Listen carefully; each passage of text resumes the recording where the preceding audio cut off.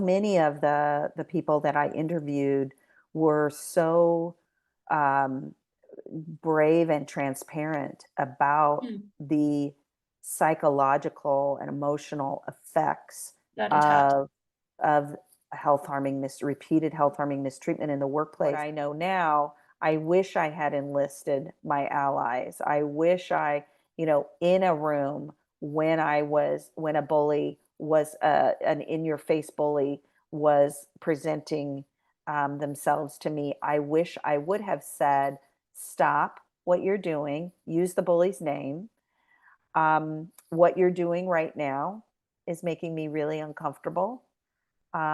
It's called workplace bullying, and Wow. I see that it's making the rest of the team uncomfortable as well. I need you to stop. Now, this is for me the most powerful form. Obviously, it takes the most courage as well, what you're just saying there, but it puts a direct stamp on it. It actually labels what is happening.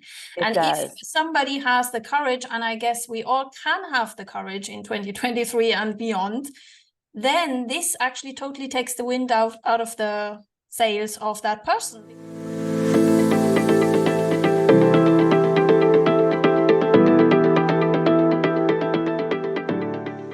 Guest, Megan Carle, who is former vice president of Nike and who actually runs her own consulting business, Carle Consulting and Coaching, and who just published the must-read book for 2023. McGraw Hill published it, and it is, for me, a game changer. It's a book that actually gives you powerful strategies for how to combat workplace bullying. So very warm welcome to you, Megan. Thank you. Thank you for having me. You're really more than welcome. I was really looking forward to this conversation because your book, and let me just read out the title, it's called Walk Away to Win. And it is so timely because it gives us all strategies of how to confront that situation that is actually still a taboo, that when we receive inappropriate, and you will talk about this, inappropriate comments or behavior at the workplace, that we know how to react. This is so timely. And I have, as we said in the conversation before the video, I have not found any other book that does that so perfectly. And I wish I had this book earlier in my career. That shouldn't be a taboo because it affects, in the United States alone, 80 million Americans, which is, Yes. wow, I didn't know about Yes. that. So could you maybe, for the viewers, first of all, outline a bit what it is, workplace bullying, and why you think this is so widespread? Numbers are really stunning, aren't they? When we talk about 80 million people, for some context, that's like two of the state of California or Yeah, one of the crazy. country Germany. So it's just this huge amount. And in the United States, it equates to 1 in 2 workers who are affected by workplace bullying. So the numbers are really, really staggering. Workplace bullying, it's so important to be able to define what it is so that when it does come at you at work, you immediately recognize what is Mm, happening.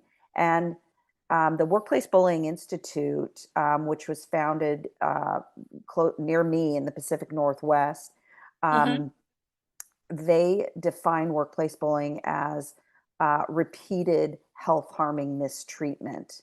And it Health can harming, that is include health important, harming yes. mistreatment. And the other word that's really important is repeated. There's a pattern to this. Right. So that's different from my boss is having a bad day, or my coworker it doesn't feel well, or my coworker is challenging me in Mm, a healthy, creating some healthy tension in the workplace so that our work product is that much better. Repeated health harming mistreatment is, when you are actually, your health is negatively affected by mm, what is happening to you at work. Um, I break it down really simply in the book because I too did not understand what was happening to me when I mm. was being bullied in the workplace. I was so back on my heels that in the moment, I really didn't know what to do. And let me just underline what you just said, because why I really came across your book was actually your story. What you're doing excellently in this book is you're outlining in so carefully measured words your own story, which is, this in itself is courageous. So hats off to you for doing that. Thank And you. also, I guess, and let me ask you this, it helped you, first of all, to put words on what happened to yourself. And then now your mission is, and this is what I find so admirable, you are now on a mission to help others, so to prevent that the same story repeats itself over and over again. Yeah, that's right. My writing, the book started out as my story. Mm, And when I landed with McGraw Hill, which I'm so fortunate to have had them take me in under contract, their advice was, and their desire for the book was to make this about more than me, mm, about more than the company for which I worked, to yeah, really shed that light and ignite that conversation around the fact that this is so widespread. yeah, It's an epidemic, it's not endemic to any mm, one company. We're finding this everywhere. If one and two are affected, we know it's everywhere. But it did start as my story because I was really trying to put language around what had yeah, happened. I firmly believe that until we can put language around those things that we experience, we will have a very hard time healing from yeah, it, and that was certainly the case.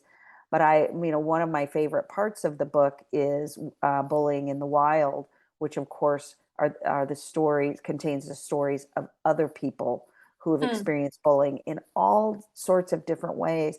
And the point of that section was to really show readers that it's not straightforward. yeah, It's not just one type from one person. One bully can cross all the types, and that's why it becomes so confusing and we don't know what to do. And sometimes we go for help and we don't get it.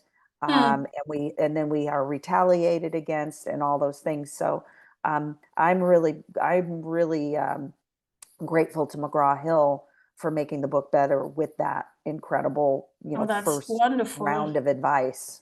Yeah, and also for together, you and McGraw Hill, to open that conversation that is so necessary and urgent.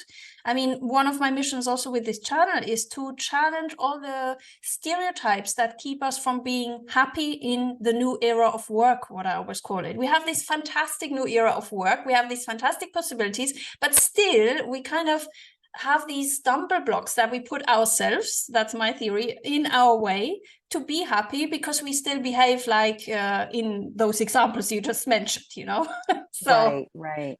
Well, and it's just so, such an interesting time, isn't it, that we we ha I believe we need to refine our ability to sit across from each other, sit next to each other, and disagree and debate in a healthy mm, way. yeah, Somehow that has gotten to this, you're wrong, I'm right. yeah, And not only are you wrong and I'm right, but now I want to harm you because of that. yeah, I want to make you look bad in the eyes of our boss or whatever it may be. I want to undermine you. mm, I want to sabotage your work. I want to disinvite you. I want to tell you the meeting is at one place and then covertly move it to another place. So it's just this like, what what is happening? Can we get back to being kind to each other, having creative tension, mm. having healthy debate to move ourselves to better innovation and being a more inspirational um, company, association, Or team, group, you name organization, it. yeah. Yeah, so definitely that's the mission and that's the future to look forward to. Thank you for that. You said before there is no classic or typical form, and that's why it's so hard to grasp. But could you maybe just outline some examples of what could be types of workplace bullying? The viewer gets, I mean, obviously we recommend to read the book, but like to get some sort of grasp of what we're talking about here. So, Sure. As I said, I had to simplify it, and when I was writing the book, I sat down and I just got a clean piece of paper out and I put a grid. I just drew a grid. And of course, that's, something that everybody has done at one point in their life, whatever that grid is going to contain for you. And on the axes, I put it's public or private, and it's overt or covert. So then I had my 4 quadrants, and I sort of started to describe, okay, so a public overt bully, that's an in-your-face bully. That is somebody who wants witnesses. That bully wants everybody to know that they're in charge and that they can basically treat people however they want. They're going to come at you with yelling, with aggression. Maybe they're going to bang the table. That's in your face.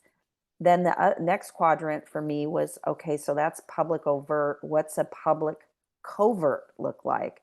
And that I call the rat face. That's sneaky. That bully is sneaky. They're in public, but they're doing something just to see if they might be able to get you off your game. It could be they're always a contrarian in a way that is maybe it's even a little bit personal.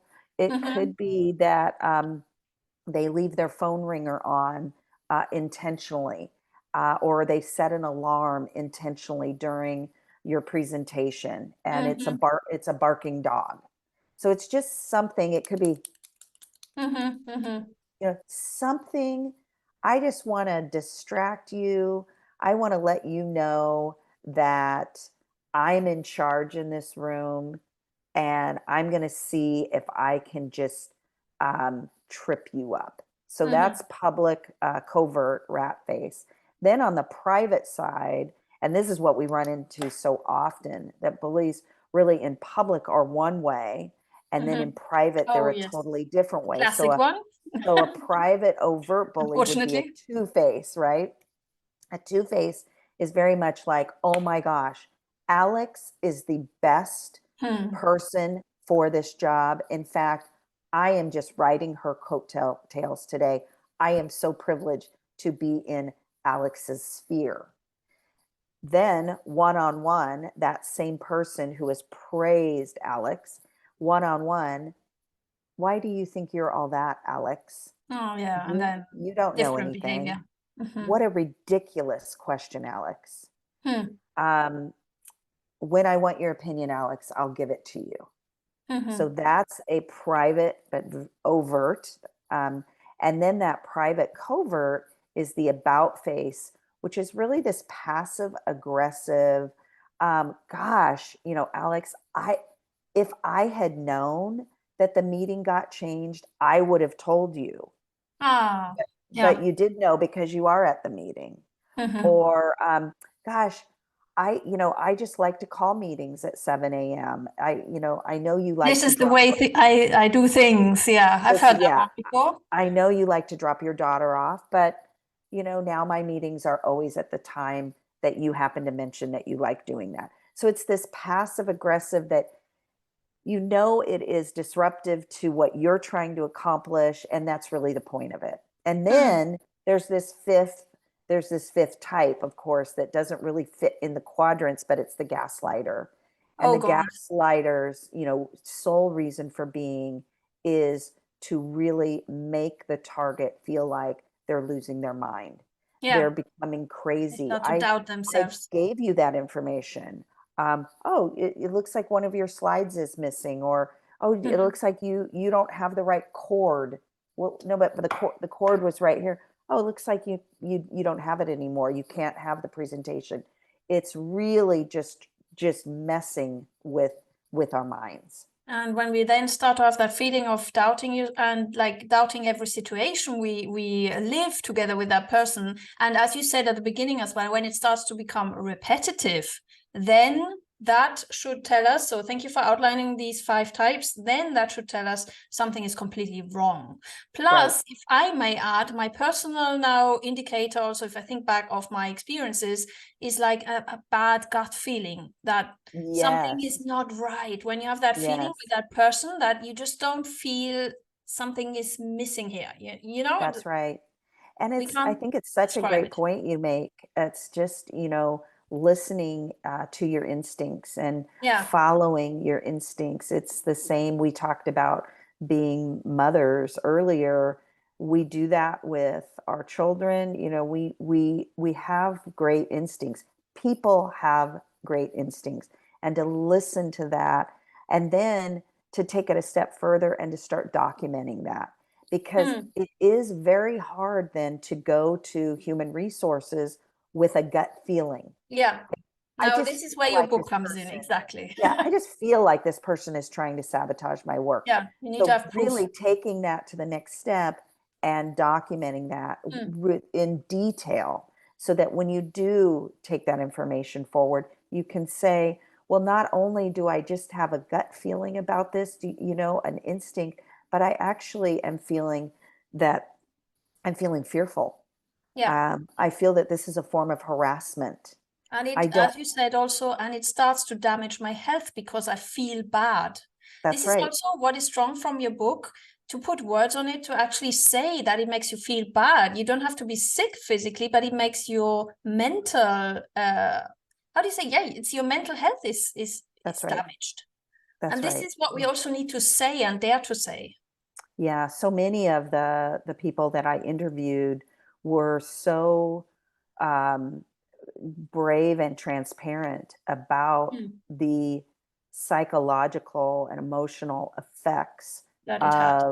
of repeated health harming mistreatment in the workplace, um, to the point of, how you physically feel in your body. One woman talked about, I just felt like my bones could no longer hold my skin, or another one talked about, I felt like my nerves were on fire, my nerve endings inside my body. Or, I got in my car and I was shaking and I wasn't Oh, sure that I wow. could make it home. And so I think it took me a very long time, extraordinary long time, to make the connection between the physical, psychological, emotional toll that was happening to me and my workplace. I did not make that connection by Oh, wow. myself. I finally went in and had my annual physical, and it was my doctor who made that connection for me. Oh, really? Um, Wow. So this is is that one of the moments when you realized in your personal story that, okay, I need to act, I need to do something? The physical connection? Absolutely. Wow. Absolutely. It was that annual physical.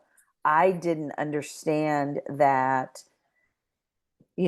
my sleeplessness and having hallucinations and being incredibly paranoid and not trusting, not knowing who to trust anymore, and frankly, not trusting myself then. Yeah. Um, I didn't realize all of that was connected to the fact that my nervous system was in free fall, that there, cortisol was pumping out of control in my body, and um, and my brain was not able to even operate a full stress cycle Oh, as we wow. do in life. I had just really shut down on a lot of different fronts, and to have, a medical professional ask me what's, and basically it was because my blood pressure was so high, That as well. and Wow. that was what tipped her off. And I think it was that I was in a safe place, I was with a medical expert, and she asked the right questions, and I was ready to answer those questions, and Yeah. I started to make that connection back to my workplace. And then she gave me the beautiful gift of saying, you're going to need to make a change. Wow. That And is. that was all it took. And also what you mentioned, the cortisol, that is the fight or flight hormone in us. That's It right. means if we have that in high levels in our bodies, it means that we are not psychologically safe at all. So Yes. if any medical checkup can help us to realize that we're in fight or flight mode, this is also something, for the viewers, I would like to highlight that, because the opposite of what you're describing is obviously psychologically safe workplaces where we feel we're heard, we feel people have our backs, we feel we can say anything we like professionally, of course. But like, you know what I mean? We can actually be safe to have these natural and constructively constructive disagreements. We can value the other person in their differences, and that's the opposite state. Such an important word, which is values. And I work with a lot of clients, and in my coaching role, and many of them have gotten to this point where they're recognizing that the company for which they work does not align with their own values, their own value system. And when those things are off, that becomes that's a very difficult place to be in. And even companies that say, they're saying all the right things, but if they're not operating in a value-driven way or a purpose-driven way, if profit is their purpose, profit is their sole purpose, that is a slippery slope. And that is something that, the work I'm doing now with organizations to really gauge where they are on some of these markers that companies can easily check, being able to align your external facing purpose with how you are treating your employees internally. Oh, wow, that is powerful. Really, really important. Let me just underline that. So let's maybe, that is a nice, build up to the important questions. What can organizations do? But let me just underline that. This is so powerful and timely because organizations need to have a tool set, need to have some levers of how to now act, because it's really a difficult topic. As you just said, how to align that. And there needs to be indicators. First of all, if you work in an organizational change service or in an HR service, what do you look out for, what do you start with? So this is what you're dedicating your work to now, right? You're advising companies in having starting points, I guess, right? That's right. It's not enough to just give those of us who have experienced workplace bullying tools to combat that, tools, the language, the steps to take, the documentation, all of that. That's great, and that is the book. It's a playbook The book for is those for of us. the individuals as well, right? If you seek like strategies, what to say, what to do in such a situation. So dear viewers, you have to read that book for that, because it teaches you strategies for you as an individual. That's But right. what you're saying is now exactly. Yeah, the bigger issue, if we really want to reverse the trajectory that workplace bullying is on, this 80 million number, how do you start to chip away at that? It's systemic. There has to be systemic change. And so the things that, I talk about with organizations, companies, associations, teams is, what is your vision? Let's talk about your vision, and let's really put language to that, that is not just about revenue or profitability, EBITDA. The vision has to be internally serving versus internally and externally serving. So if a company's vision is 20 billion by 2025, that's a pause. That's a pause, because that is not motivating to employees. It's a number, yeah. It's a number. If it's a service oriented vision, that starts to get inspirational and motivational to employees. And to align with the values of those employees, exactly. And this is where the power comes in, yeah. That's right. How are problems solved, or how are decisions made? Is it a top-down autocratic rule, what the boss says goes, and The we rest just has to hope be to in stay in fear. good Yeah. favor? Or is it a collaborative, great ideas can come from anywhere, virtuous cycle? Yeah. Those are two very different things. How do employees know they're valued? Yeah. How are employees rewarded? Is it a once a year um, professional review, or is it uh, throughout the year, micro celebrations, um, reminders of why we're oriented in the way that we are, reminders of why we're here. One is we got to press pause. If you're only talking to your employees once a year and it's a Yeah. It's terrible. review, it's no good. So all these things they're just really great discussions to have. It doesn't mean, I used to use a scorecard at my company, and it was like a red light, green light, red light, yellow light, green light. And Mm-hmm. nobody wanted a red light, and Mm-hmm. it wasn't about people. It was about, our output. Um, and I would say red light doesn't mean bad. It Yeah. means we're going to stop and we're going to discuss. Mm-hmm. And talk That's about it what constructively. that's What what can we're we going to learn? do. So the scary part is, and I think the dangerous part is when organizations, when companies, when brands say, we don't have that problem here.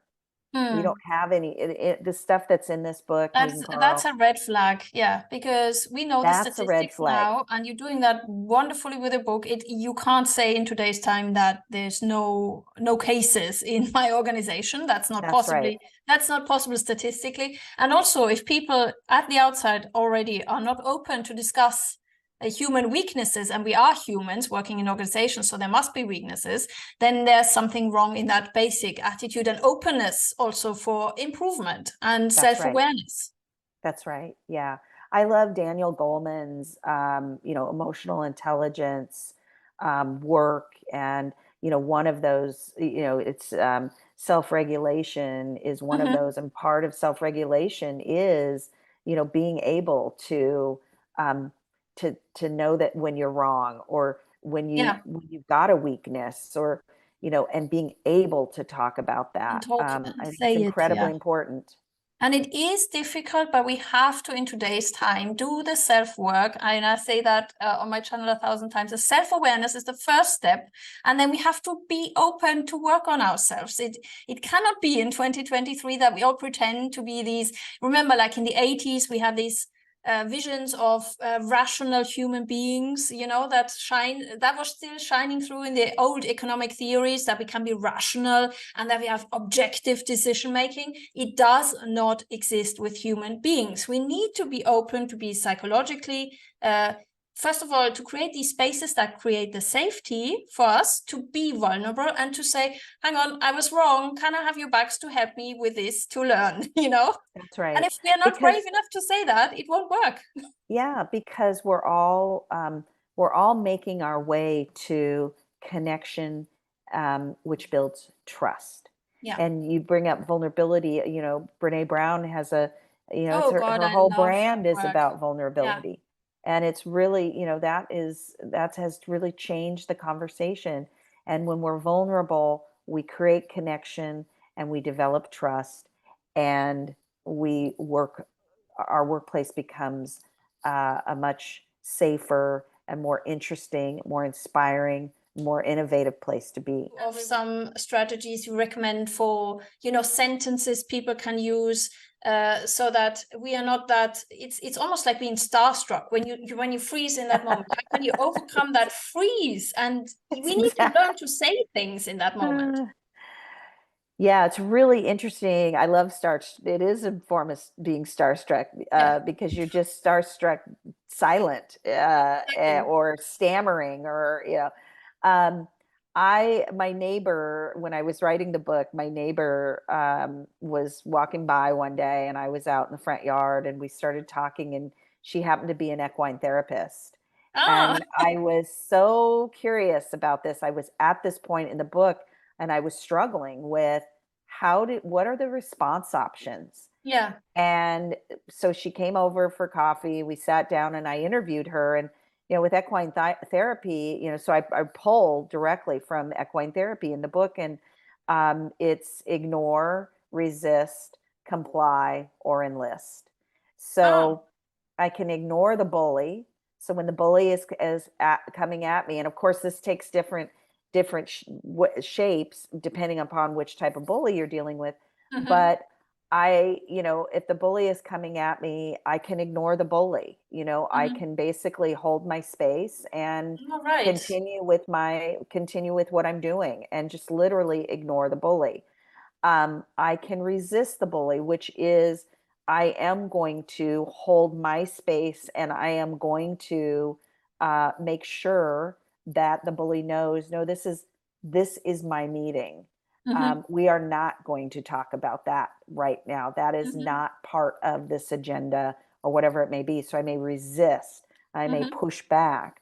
Um, I may comply. Got it. Yes. Oh my gosh. Sorry. I should have done that. Mm-hmm. My number one move was comply. I had Mm. no other move. Um, and then the fourth is enlist, which is the Mm-hmm. one that I really, if I knew then what I know now, I wish I had enlisted my allies. I wish in a room when a bully was an in your face bully was presenting themselves to me, I wish I would have said, stop what you're doing, use the bully's name. What you're doing right now is making me really uncomfortable. It's called workplace bullying. And Wow. I see that it's making the rest of the team uncomfortable as well. And I need you to stop. Now, this is for me the most powerful form. Obviously, it takes the most courage as well, what you're just saying there, but it puts a direct stamp on it. It actually labels what is happening. It And if does. somebody has the courage, and I guess we all can have the courage in 2023 and beyond, then this actually totally takes the wind out of the sails of that person, because we need to make people aware of what is actually happening. And in that scenario also, it makes the others aware, which is powerful. It does. And I think whether it takes the wind out of the sails of the bully, it may or may not. Well, The we don't bully, know. the Yeah. bully, the bully may double down and Yeah. get even more aggressive. So Hmm. the thing is, there's risk reward with all of these options. Yeah. And one of the things that I advise people who feel like, gosh, I think I'm being bullied at work, is the first step is really document what Mm-hmm. is happening. Use the book to your benefit. Use the quadrants. They're defined right in the book. There's drills in the book for that Hmm. reason. Um, what kind of bullying is happening, on what date, what was said. Yeah. Details are really, really important. So once you sort of can, have an idea of, okay, when I'm with this person, I am probably going to be bullied. This Mm-hmm. person has set that tone. And so now, what are some response options I can try? Mm-hmm. Part of it is the person who is experiencing the bullying is just trying to stay centered Mm-hmm. and calm. Um, it's almost like an offensive stance in a sport, just Mm-hmm. at the ready, loose. Regulate your breathing. When we regulate our breathing, our brain has a better opportunity to Yes. function. And to And so you're perceive the just situation. trying, yeah, you're just trying to stay regulated. And so if I always know, huh, this person, if I'm with this person, the chances of me being bullied by this person are high. I've seen it, I've documented it, Yeah. and now I'm going to try some things. I'm going to try ignoring it. I'm going to see what happens. I'm going to try to resist. I'm going to push back. Hey, what you're doing. And then I'm going to document that. And I'm actually then going to talk to people who were in that room if it happens in a public setting. I'm going to reach out to some people that I think I can trust. And I'm going to say, hey, I wonder how you felt during that interaction. It Oh, obviously that's made me powerful as well. very Yeah. uncomfortable. How did it make you feel? Yeah. Well, it made me uncomfortable too. And I documented it and I would like to go to HR. Do you want to come with me or should I go alone? How should we best do this? Yeah. Or they might say, yeah, I did see that. And I don't want anything to do with that. I don't want that bully to start bullying me. I'm really sorry that's happening to you. Or they might say, I didn't think anything was really wrong with that. Out of those three, you know, the first one is your ally Yeah. and you can count on that person and you can trust that person. The other two are not. Mm. So it's just, you're kind of testing things. Compliance is a dangerous response. And as I said, it was my only move. But what compliance does is it does set a tone. Yeah. It tells the bully, this person is going to comply every time I do anything. And then it also tells the group, That it wow, is okay. wow, it's okay. That's Yeah, exactly and right. then it will continue. So I just want to also thank you for outlining all of these strategies. I just also want to highlight to the viewers that it's so important with these strategies, we can go certain steps. But at some point, and this is what you're also doing so powerfully with your book, and I thank you for that because I was also like, yeah, it's so true. At some point, there comes a point when we have to protect our health. And this is what you did. And that's why you call your book Walk Away to Win. Because at some point, you can care so much about the organization. At some point, you need to say, okay, now my health has been damaged for the past X weeks or months. Now I tried everything. I tried the strategies. Now it's time to walk away. And walking away is not being weak in that case. It's a sign of courage and strength. So I just want to highlight that as well, because you did Yeah, that. And it's, this is what I find wonderful. oh, well, thank you. It's really difficult. And I think that so many of us were raised with this idea that to to not muscle through difficult Yeah. situations equates to losing, Yeah. failing, quitting. And therefore, we become losers, failures, and quitters. And I really had to contend with that because I'm raised in sports. You always muscle through. Mm. You never show weakness. Um, and I thought for a long time, I can muscle through this. And the toll that it was taking was one that frankly put me at risk and therefore put my family at risk. Mm. And when I understood that, I That was called the, it. yeah. But I had to get my head around that to stay was to continue to acquiesce to a system that was not built to support me. And Yeah, that is the important part. the win was indeed in walking away. And therefore, what I hope that people can pull from the book is number one, you didn't allow yourself to be bullied. It's not your fault. You didn't do something. Yeah. You've been targeted. The bully has found you. And there's all kinds of different reasons, but it's not your job to figure that out. Mm. So you didn't cause it. You're not alone. There's all kinds of people in your organization who can help you, who you can talk to. Find those people. And then finally, define your own win. Define Mm. what winning means to you. Through the interviews I've done, I've had so many people talk to me about how totally unhealthy they are. I talked a little bit about this that up front with just my body, I'm not in my body, or, Yeah. what would cause the least damage if I ran my car into a median or if I ran it into a building. These are really, really Oh my God. serious, scary things Yeah. that people are thinking. And so know that is your rock bottom. And, don't play around with your rock bottom. Yeah. Define your own win. So this is the second important actually point your book. I mean, your book outlines this whole thing about workplace bullying and unearths that taboo. But the second important topic that it actually shows, and that's why I love so much why it's not called workplace bullying, it's called walk away to win.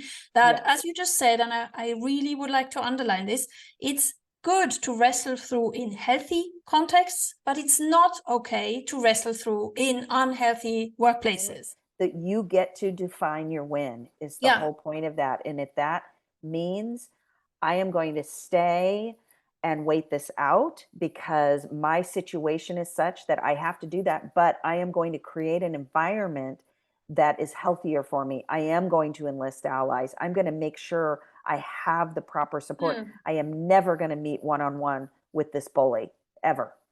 I am going to make it so uncomfortable and so difficult that they will either move the bully or they will move me. Because there are many people who cannot walk away. There are situations. That's important to say as well. It's really important. There are other people that, you know what, I can't afford to walk away, but I can't afford to stay. This is awful. That is really tricky then. I am not well. And so define your win, figure out what that is for you. And that is an individual one. Yes, exactly. That's important. So the bravery also, I think your book gives people the power and the strength, the bravery. First of all, they're not alone. It's not a taboo. And there are different strategies to win. So since the publication of the book, there's new statistics that have come out that women target women, let's say 60% of the time. Men target men over 50% of the time now. So for the first time, and it's interesting, I reached out to the Workplace Bullying Institute, who I leverage for most of my research, and said, am I reading this correctly? Because this looks different from the previous research. And it's frankly the research that I published. And Dr. Gary Namey wrote me back and said, yes, for the first time, we are seeing that men are slightly ahead of women in being the targets of workplace bullying, because both women and men are bullying them. That is so interesting. So let's see how dynamic this is. And it does, it means everybody's being bullied. And why women are being bullied so much, and especially when it's higher with women bullying women, I believe comes down to the environment and the climate of sexism and the illusion of scarcity in the workplace. When we only see one person that looks like us around the executive table, our brain says, well, there's only one spot for the person that looks like us. And so when that spot becomes open, we do everything we can to elbow our way and to beat out all the other women for that one spot. And so we just perpetuate the whole scarcity dynamic. And so this, what you just described, is a subconscious process of surviving, of securing your spot that is scarce. That's right. Unfortunately. And if we can understand that it's an illusion and that it no longer is serving anybody well, it's no longer serving companies, organizations, associations, teams to only have a small percentage of diversity, if any, on your team. Your work is not as good. Your work is not as innovative. You're not inspirational. Your results are not as good. Full stop. Should be a red flag. If you look into a meeting room, you see everyone looking alike. A red flag number one, you need to change something. Yes. And then men being bullied.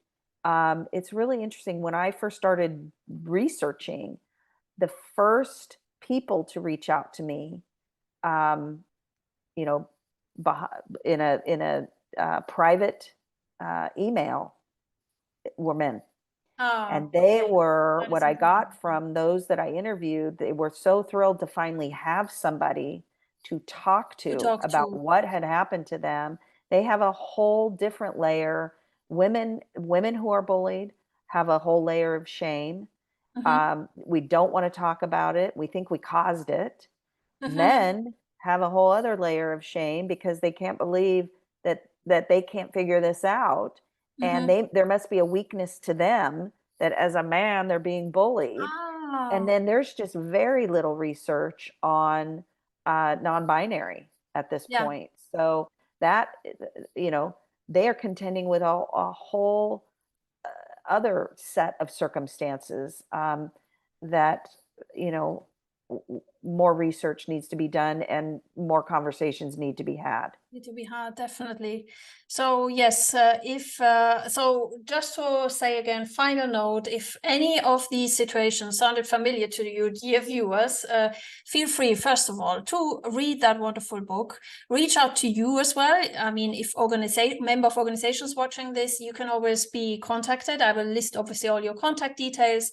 And we need to start, or each one of us need to start to make a difference of talking openly about it. Or even if we realize that also is an act of courage, if we realize somebody is being bullied, a colleague of ours, in front of all the others, to have the courage to go to this person after the meeting or whenever it's appropriate and to say, I just felt this was not, how do you feel? And to help each other. We should be now in a mindful society. We should have arrived somewhere. Right.